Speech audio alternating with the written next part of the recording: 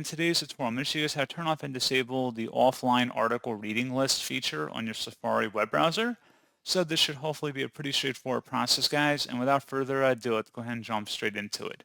So all you have to do is open up the Safari web browser and then select the Safari button up in the menu bar. Go down and select Settings, and then select the Advanced tab up here at the top right. And then there should be an item where it says Reading List, Save Articles for Offline Reading List Automatically. Go ahead and uncheck that box, close out of here to save, and that's all you have to do. So pretty straightforward process, guys, and as always, thank you for watching. I do hope that I was able to help you out, and I do look forward to catching you all in the next tutorial. Goodbye.